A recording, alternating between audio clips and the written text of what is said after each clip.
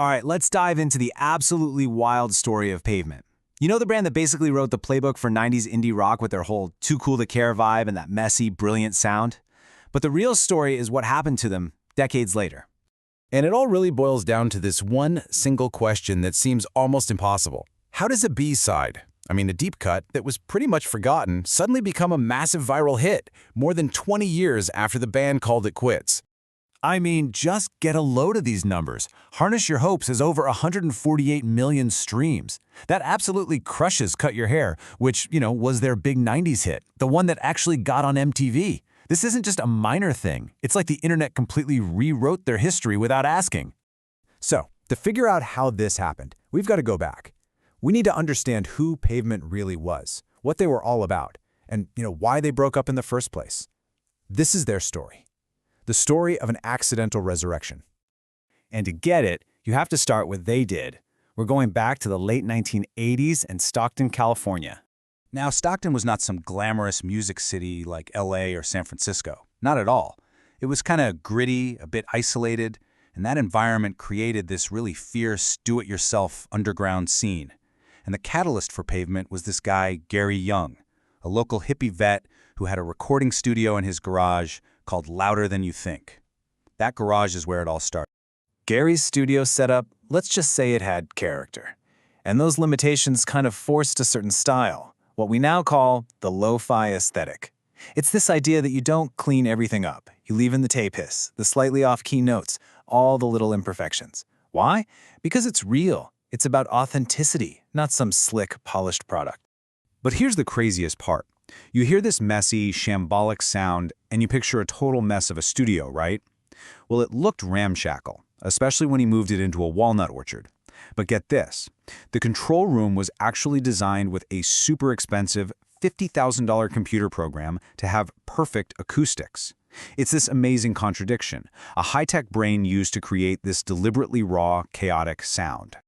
Okay, so as the band gets going in the early 90s, their whole slacker identity starts to seriously clash with the big-time ambition of mainstream rock. You could really say it was a battle for the soul of what alternative music was even supposed to be. So, in '92, they dropped their first album, Slanted and Enchanted. And it's this perfect, sarcastic answer to all the earnestness of grunge. A year later, their wild drummer Gary Young, who was famous for doing headstands on stage and handing out vegetables to the audience, gets fired for being too chaotic even for them. Then, in '94, they put out Crooked Rain, Crooked Rain. It's their most polished record yet, but it's got this one song on it, Range Life, that lights a massive fuse. And this slide just lays it out perfectly. You've got these two camps in the 90s. On one side, Pavement, indie label, ironic, messy, detached. On the other, bands like the Smashing Pumpkins, huge, major label, super ambitious, deadly serious. And those lyrics in Range Life took a pretty clear shot at them, and, well, it did not go over well. The Pumpkins leader, Billy Corgan, took it so personally. He saw their whole ironic vibe not as a joke, but as a genuine threat. He actually used his clout to get Pavement kicked off the Lollapalooza tour that year. To him, they were the death of the alternative dream. So you've got this external pressure, and then you've got friction building inside the band, and all of that just started to wear them down, eventually leading to their breakup at the end of the 90s. For their last album, Terror Twilight, they bring in Nigel Godrich, the guy famous for producing Radiohead's masterpiece, OK Computer, and it was a total culture clash. Pavement was casual, laid back. Godrich was a perfectionist. He wanted more takes, more precision, and he pushed them into these fancy, expensive studios. It created a ton of tension. And the result? It was a mess for the band's vibe. Godrich basically focused all his attention on the frontman, Stephen Malkmus. The other guys said they felt like hired session musicians. Even Malkmus himself looked back on it and pretty much dismissed the album as this bloated, overproduced thing. It all just came to a head at their final show in London in 1999. Right there on stage, Malkmus attaches a pair of fuzzy handcuffs to his mic stand and tells the crowd, "These symbolize what it's like being in a band all these years." He felt trapped, and that night it was official, Pavement was done. And for over a decade, that was the end of the story. But then, something really weird started happening online. So let's finally solve this mystery of Harness Your Hopes. The year we need to focus on is 2017. Think about it. 18 years after they broke up, A song almost nobody remembered suddenly starts blowing up on Spotify. So here's how it happened, piece by piece. First, in 2017, Spotify makes autoplay the default for everybody. Then, its algorithm somehow decides that Harness Your Hopes is a quintessential Pavement-sounding track, one that people who like similar bands would probably love.